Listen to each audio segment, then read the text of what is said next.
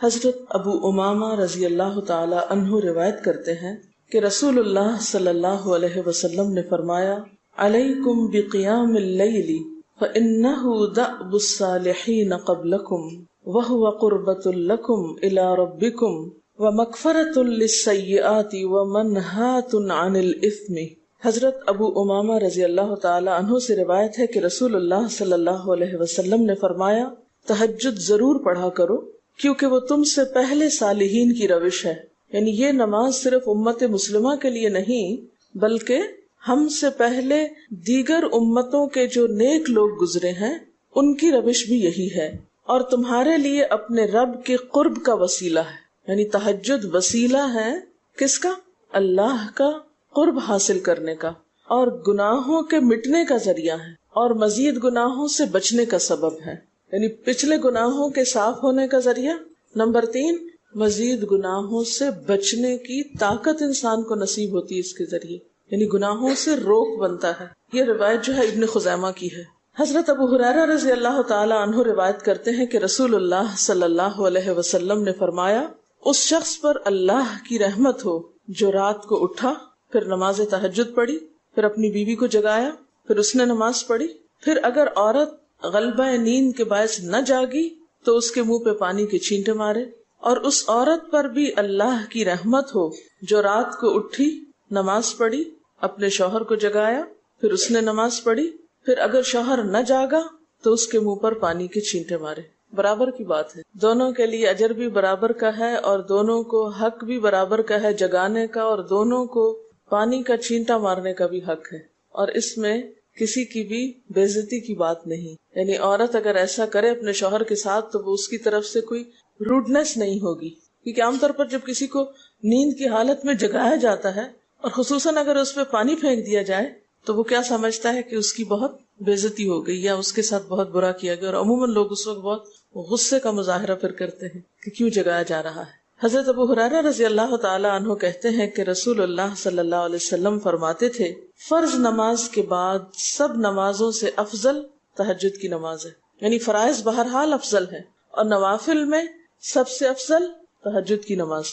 رسول اللہ صلی اللہ علیہ وسلم نے فرمایا، جب انسان سوتا ہے تو شیطان اس کے سر کی گدی پر 3 گریں لگاتا ہے اور کہتا ہے کہ رات بڑی لمبی ہے، اور اس کو تھپکی دیتا ہے اور کہتا ہے لمبی رات ہے، ابھی سوئے رہو، ابھی ٹائم ہے، ٹھہر کے اٹھنا، یعنی اس کو سلائے رکھتا ہے۔ اگر وہ بیدار ہو کر اللہ کا ذکر کرے، یعنی آنکھ کھلے اور اللہ کا ذکر کو شروع کر دے تو ایک گرہ کھل جاتی، شیطان کے پھندے سے انسان آزاد ہونے لگتا ہے۔ اگر وضو کرے تو دوسری گرہ کھل جاتی، اگر نماز پڑھے تو تیسری گرہ کھل جاتی، اور وہ شادمان اور پاک نفس ہو کر صبح کرتا ہے۔ یعنی جو شخص صبح نماز کے وقت پر، تہجد کے وقت، یا پھر کم از کم فجر کے وقت اٹھ جاتا ہے، اللہ کا ذکر کرتے ہوئے وضو کرے اور پھر نماز پڑھ لے، سورج نکلنے سے پہلے پہلے یہ کام کر لے، تو وہ ایک مطمئن شخص کی طرح اٹھتا ہے، ورنہ اس کی صبح خبیث اور سست نفس کے ساتھ ہوتی۔ عام طور پر ہم اطمینان کی تلاش میں رہتے ہیں، سکون کی تلاش میں رہتے ہیں، اور یہ سوچتے ہیں کہ ہمیں ڈپریشن ہے یا ہمارے اندر ایک غم ہے، تو ہم اس کے اسباب نہیں جانتے کہ سبب کیا ہے۔ ان کے اسباب میں سے ایک بڑا سبب شیطان کی گرفت میں ہونا ہے، اور شیطان اپنی گرفت ویسے تو دن کے وقت بھی انسان پر رکھتا ہے، لیکن خصوصاً رات کے وقت جب انسان سو جاتا ہے تو وہ نہیں چاہتا کہ سوتا ہوا اٹھے انسان، اور اگر انسان ہمت کر کے اٹھ جاتا ہے، ذکر کرتا ہے، وضو کرتا ہے اور نماز پڑھ لیتا ہے تو یہیں سے اطمینان قلب کا آغاز ہو جاتا ہے، اس کی تسلی ہو جاتی۔ رسول اللہ صلی اللہ علیہ وسلم نے فرمایا، اللہ تعالیٰ ہر رات آسمان دنیا پر نزول فرماتے ہیں، یعنی زمین سے سب سے قریبی آسمان پر۔ جب 1/3 رات باقی رہ جاتی ہے تو فرماتے ہیں، ہے کوئی جو مجھے پکارے؟ اس وقت اللہ تعالیٰ بندوں کو پکارتے ہیں، ہے کوئی جو مجھے پکارے میں اس کی دعا قبول کروں؟ ہے کوئی جو مجھ سے مانگے میں اس کو دوں؟ ہے کوئی جو مجھ سے بخشش طلب کرے تو میں اس کو بخش دوں؟ گویا یہ وقت دعا کی قبولیت کا وقت ہے، انسان جو مانگے اس کو ملتا ہے، اور خصوصی طور پر بخشش کے طلب کرنے کا وقت، جیسے قرآن پاک میں آتا ہے وَبِالْأَسْحَارِ هُمْ يَسْتَغْفِرُونَ وَبِالْأَسْحَارِ هُمْ يَسْتَغْفِرُونَ، اور سحری کے وقت وہ استغفار کرتے ہیں۔ اب ہو سکتا ہے کہ آپ کہیں کہ نہیں، ہم نے تو زندگی میں کوئی خاص گناہ کیے ہی نہیں، اس لیے ہمیں تو بخشش کی ضرورت ہی نہیں۔ بخشش مانگے گناہگار لوگ، ہم تو نیک لوگ ہیں، نیک کام کرتے ہیں، دن رات قرآن پڑھتے پڑھاتے ہیں، اس لیے ہماری تو ضرورت نہیں۔ نبی صلی اللہ علیہ وسلم جن کے اگلے پچھلے سب قصور معاف کر دیے گئے تھے، وہ اتنا لمبا قیام کرتے تھے کہ ان کے قدم مبارک سوج جاتے تھے۔ حضرت مغیرہ فرماتے ہیں رسول اللہ صلی اللہ علیہ وسلم نے اتنا لمبا قیام کیا رات کو کہ آپ کے پاؤں سوج گئے۔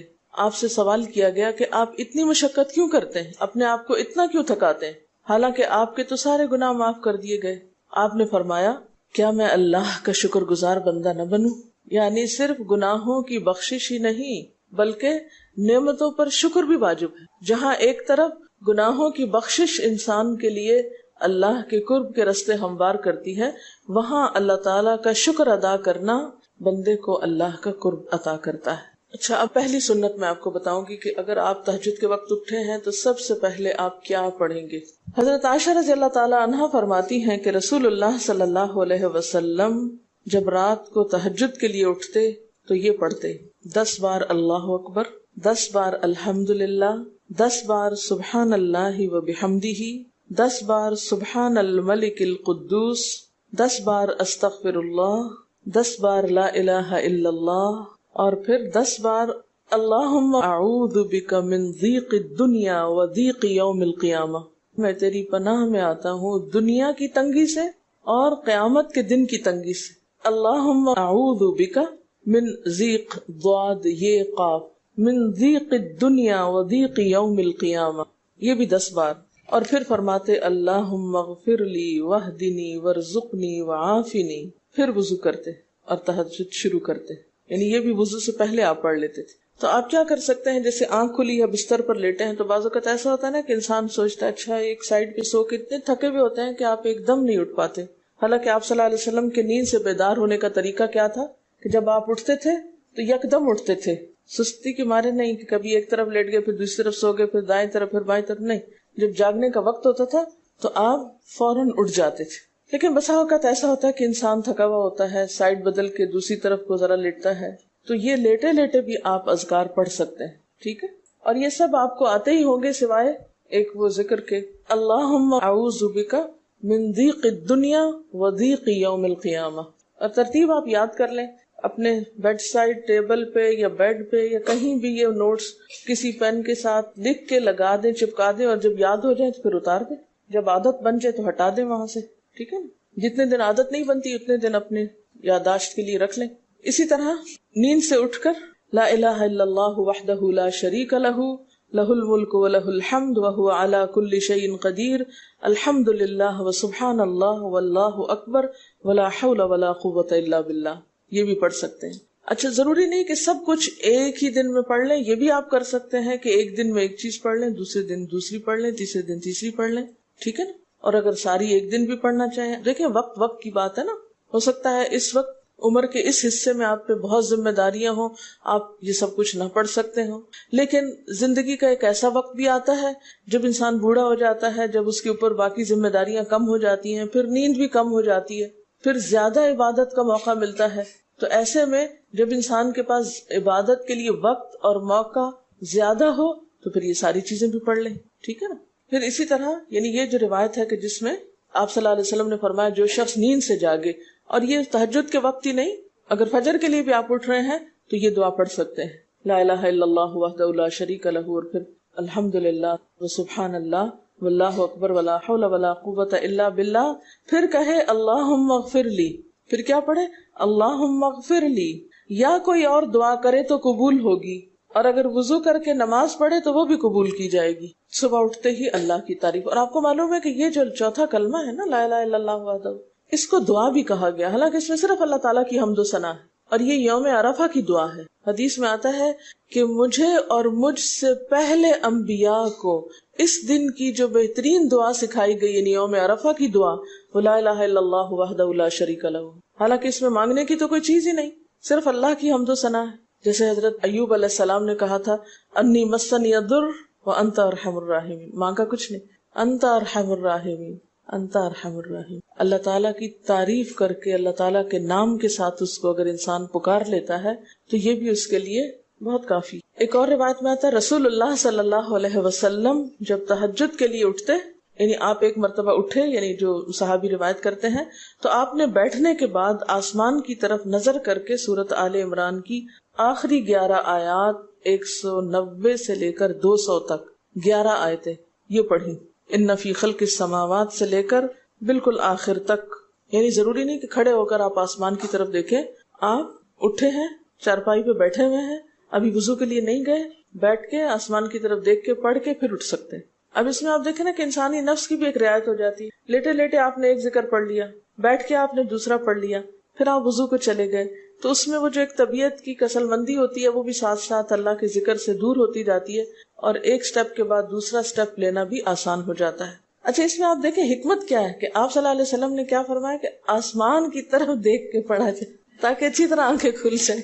تو زبانی یاد کرنے کا مطلب یہ نہیں کہ آپ آنکھیں بند کر کے سوئے سوئے پڑھیں، کیونکہ بعض اوقات ایسا ہوتا ہے نا، آنکھ کھلتی ہے، ذکر شروع کرتے ہیں اور پھر پتہ ہی نہیں چلتا اور ذکر آدھے میں رہ جاتا ہے اور سو چکے ہوتے ہیں. اور پھر اگر آپ کو زبانی یاد نہیں ہوگی نا، دیکھ کے پڑھیں گے تو وہ الماری کی طرف ہی دیکھتے رہیں گے، آسمان کی طرف نہیں دیکھ سکیں گے، تو پھر سنت پوری نہیں ہو سکے گی. اور اسی طرح حضرت ابن عباس روایت کرتے ہیں کہ جب رسول اللہ صلی اللہ علیہ وسلم رات کو تہجد کے لیے کھڑے ہوتے تو اللہ پر تکبیر تحریمہ کے بعد یہ دعا پڑھتے: اللہم لک الحمد انت قیم السماوات والارض ومن فیہن ولک الحمد لک ملک السماوات والارض ومن فیہن ولک الحمد انت نور السماوات والارض ولک الحمد انت ملک السماوات والارض ولک الحمد انت الحق ووعدك الحق ولقاؤك حق وقولك حق والجنة حق والنار حق والنبيون حق ومحمد صلی اللہ علیہ وسلم حق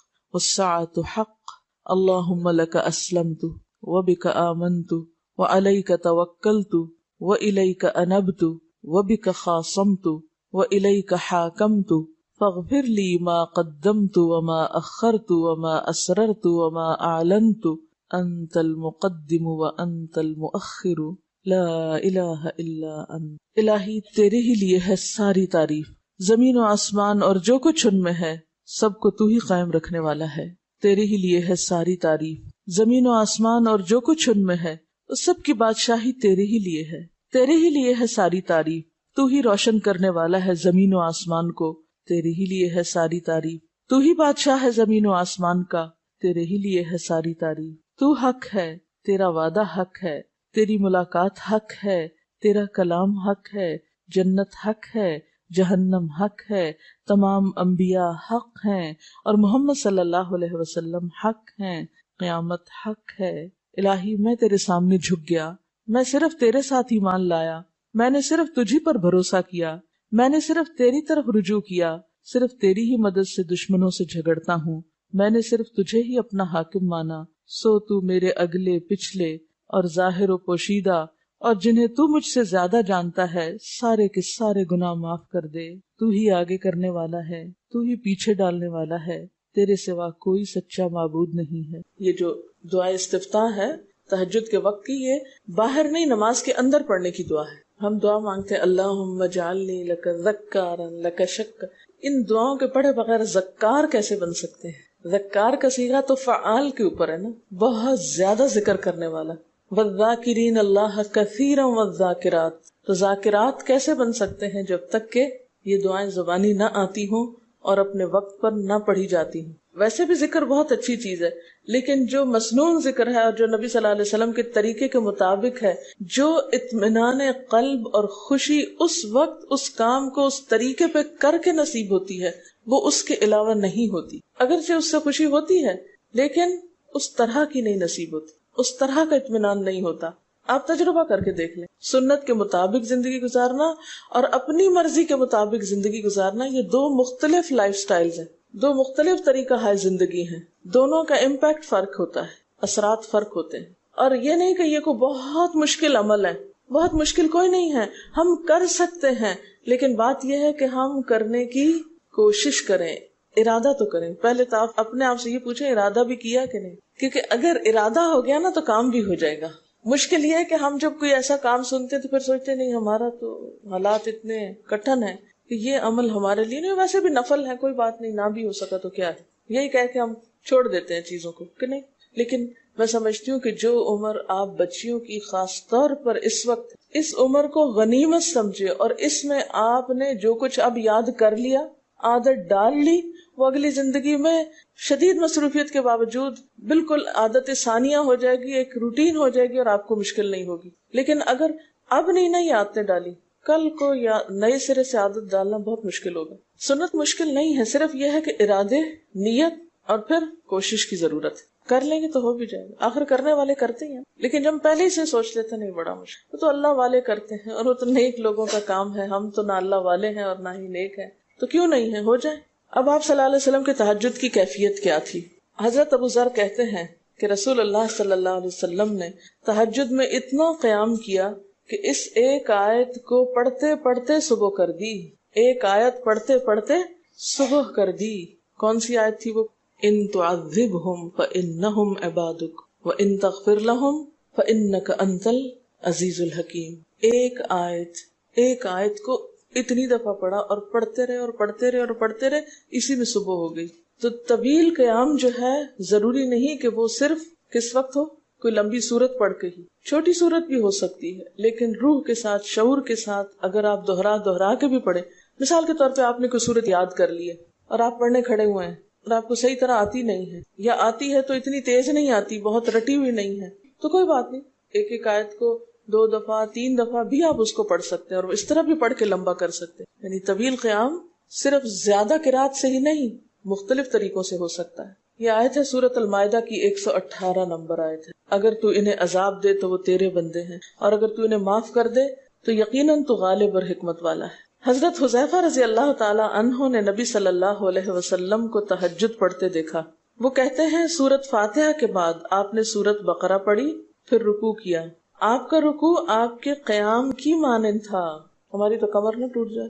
کر کے تو ذرا دیکھیں. میں نے زندگی میں پہلی دفعہ رمضان میں طویل رکوع اور سجدے کا موقع ملا. اس سے پہلے تو اس طرح کا سچ پوچھے کانسیپٹ بھی کوئی نہیں تھا، کیونکہ بہت سی چیزیں جب ہم پڑھتے ہیں تو ہم کہتے ہیں ہاں یہ نبی صلی اللہ علیہ وسلم کے لیے ہے، یہ تو آپ کی شان ہے اور آپ کا مقام ہے. ہم تو عام کمزور بندے ہیں. اصل میں ہم کمزور کیوں ہیں؟ اس لیے کہ ہم نے اپنی انرجیز بیکار باتوں میں بہت لگا رکھی، بیکار غم پالے ہوئے ہیں، بیکار مشغلے ہیں، بیکار گفتگویں ہیں. انرجی تو لگتی ہے نا. آپ فضول کی باتیں سوچیں تو کیا انرجی نہیں لگے گی؟ آپ لایانی چیزوں پہ کڑنا شروع کر دیں، کیا انرجی نہیں لگے گی؟ لگے گی. تو پھر آپ کے پاس کوئی تعمیری مثبت کام کرنے کے لیے نہ وقت ہے نہ انرجی ہے. پھر اس وقت تک آپ خالی ہو چکے ہوتے ہیں. رات کو دیر تک آپ اگر فضول گپ شپ کرتے رہے تو صبح اٹھے گا کون، اور پھر صبح پڑھے گا کون، اور اگر پڑھے بھی تو کیا پڑھے اس میں. کبھی آپ نے سوچا کہ احادیث کی یہ جو کتابیں ہیں یہ ساری کی ساری صرف آپ کی گفتگو نہیں، آپ کے عمل کا بھی احاطہ کیے ہوئے ہیں، اور ٹوٹل آپ کی گفتگو یہی ہے. اور اگر ہم اپنی گفتگو کو دیکھیں اور ہماری باتوں کی کوئی کتاب تیار ہو، نبی صلی اللہ علیہ وسلم کی عظمت کو پہچانے، ہم اپنی گفتگو کا جائزہ لیں. اگر ہماری گفتگو بھی ریکارڈ ہو کر لوگوں کے پاس جانے لگے، لوگوں تک پہنچنے لگے، ہم عملی نمونہ کیوں نہیں لوگوں کے لیے؟ ہمیں دیکھ کر لوگوں کے عمل کیوں نہیں بدلتے؟ ہماری بات لوگوں پر اثر کیوں نہیں کرتی؟ کبھی سوچا ہم نے؟ صرف اپنی گفتگو کے آئینے میں ہی اپنے آپ کو پہچان لے کہ ہم کہاں ہیں، کون ہیں، کہاں کھڑے ہیں، لوگوں کے بیچ میں کیا باتیں کرتے ہیں، لوگوں کے پیٹھ پیچھے کیا باتیں کرتے ہیں، کہاں کس حال میں کیا کر رہے ہوتے ہیں. ہر شخص اپنے آپ کو خود پہچان سکتا ہے. کیا واقعی ہم اس لائق ہیں کہ کوئی ہم سے کچھ سیکھے؟ صرف اپنی گفتگو کے آئینے میں خود کو پہچانے. بعض اوقات کتنا بیکار بولتے ہیں، کتنا بے مقصد بولتے ہیں، کتنا ضرورت سے زائد بولتے ہیں. اس کا یہ مطلب نہیں کہ مصنوعی خاموشی اپنے اوپر مسلط کر لیں، کیونکہ پھر ہم دوسری ایکسٹریم پہ نکل جاتے ہیں. لیکن بامقصد گفتگو کتنی ہے ہماری باتوں میں جو واقعی فائدہ مند ہو، تو پھر ذرا روک بھی لیا کریں نا اپنے آپ کو. اپنے ساتھ خود ہی محنت کریں گے تو بات بنے گی. سوچیں تو احساس تو کریں. جب کریں گے تو انشاءاللہ کامیابی بھی ہوگی. لیکن پہلی بات تو یہ نا کہ ہم جو کچھ کرتے ہیں نہ اس کا حساب کرتے ہیں، نہ اس کے بارے میں سوچتے ہیں کہ ہم کر کیا رہے ہیں. ہمیں نیکی نہ کرنے کا موقع یا ہمارے نیکی نہ کرنے کا ایک سبب اور ایک بڑی وجہ ہماری انرجیز کا بیکار چیزوں میں استعمال ہونا ہے، فضول کی سیاست میں ملوث ہونا ہے.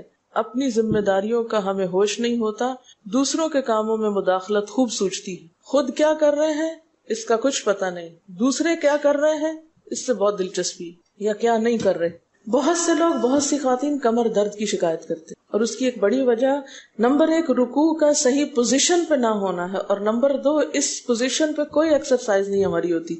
یہ بتا رہی ہیں کہ کسی کی کمر میں درد تھا اور ٹھیک نہیں ہوتا تھا کسی چیز سے، تو ڈاکٹر نے ان کو یہ مشورہ کیا کہ طویل رکوع اور طویل سجدے کریں، بیسٹ ایکسرسائز ہے، کر کے تو دیکھیں۔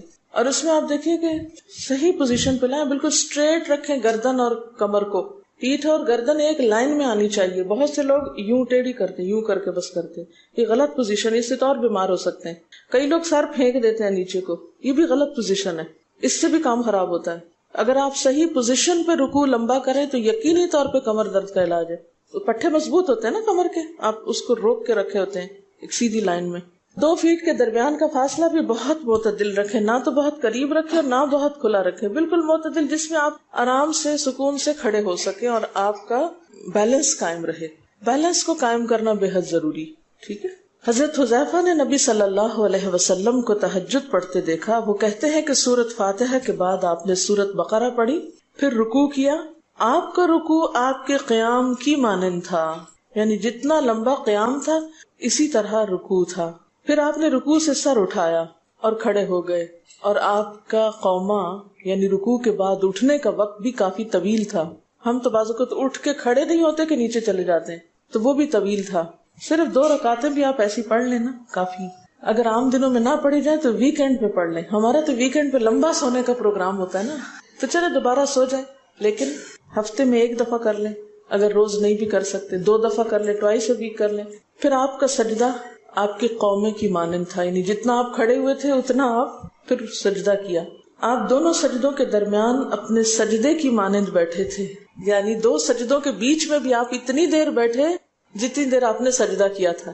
پس آپ نے 4 رکعتوں میں سورۃ بقرہ، آل عمران، نساء اور المائدہ پڑھی۔ ہمیں اگر خود نہیں بھی آتی اور کوئی پڑھانے والا اتنی لمبی 1 دفعہ بھی تراویح کوئی پڑھا دے یا کوئی نفل پڑھا دے تو ہم دوسری دفعہ اس کے پاس نہ پڑھیں۔ تقریباً 7.25 پارے بنتے ہیں، جس کو ایک منزل کہا جاتا ہے۔ ایک دن کے تہجد میں آپ نے اتنا پڑھا، اور یہ تو قرآن کی قرات تھی، لیکن بیچ کے وقفوں میں تسبیحات اور اللہ کی تعریف اور حمد و ثنا اور ذکر، یہ آپ پر بس تھا۔ یہ وہی کر سکتا ہے جس کو واقعی اللہ سے حقیقی محبت ہو، صرف دعوے کی حد تک نہیں۔ میں کہتی ہوں چلے روزانہ نہ صحیح، ہفتے میں 1 بار، ہفتے میں نہیں، مہینے میں 1 بار، مہینے میں نہیں تو سال میں، رمضان میں، کسی موقع پر کچھ تو اللہ سے تعلق آئے، کچھ تو قرب پائیں۔ ہر شخص کے بس میں نہیں کہ ہر روز ایسی عبادت کرے، کیونکہ اللہ کے رسول صلی اللہ علیہ وسلم کا بہرحال مقام کچھ اور تھا، لیکن کچھ شوق، کچھ حسرت، کچھ تو دل میں ہونا ہی چاہیے، کوئی نیت، کوئی ارادہ، کوئی عزم، اور پھر اس کے لیے کوشش۔ تو وقت بچے گا کچھ آپ کے پاس فالتو باتوں کے لیے، فضول چیزوں کے لیے، کچھ سوچنے کے لیے، ٹینشن کے لیے بچے گا کچھ؟ سب کچھ بھاگ جائے گا، کچھ بھی نہیں بچے گا، کیونکہ ان عبادی لیس لک علیہم سلطان، میرے بندے ان پہ اے شیطان تیرا کوئی زور نہیں چلتا، بس چلتا ہی نہیں ان پہ، تیرا سارا زور ہی ان پہ چلتا ہے جو فالتو ہوتے ہیں۔ فالتو ذہن جو ہوتا ہے وہ شیطان کا گھر ہوتا ہے۔ حضرت حذیفہ بیان کرتے ہیں کہ میں ایک رات آپ صلی اللہ علیہ وسلم کے ساتھ نفلی نماز میں شریک ہو گیا، آپ نے سورۃ بقرہ شروع کر دی، میں نے سوچا کہ آپ 100 آیات پڑھ کر رکوع میں چلے جائیں گے، مگر آپ پڑھتے گئے۔ میں نے خیال کیا کہ سورۃ بقرہ کو 2 رکعتوں میں پڑھیں گے، لیکن آپ پڑھتے رہے۔ آپ نے سورۃ بقرہ ختم کر کے سورۃ نساء شروع کر دی، پھر ختم کر کے آل عمران پڑھنی شروع کر دی، اس کو بھی ختم کر دیا۔ آپ نہایت آہستگی سے پڑھتے جاتے تھے، جب ایسی آیت تلاوت کرتے جس میں سبحان اللہ کہنے کا حکم ہوتا ہے، جیسے سبح بحمد رب جیسے مثال کے طور پر، تو سبحان اللہ کہتے، اگر کچھ مانگنے کا ذکر ہوتا تو سوال کرتے، اگر پناہ مانگنے کا ذکر ہوتا تو اعوذ باللہ پڑھتے۔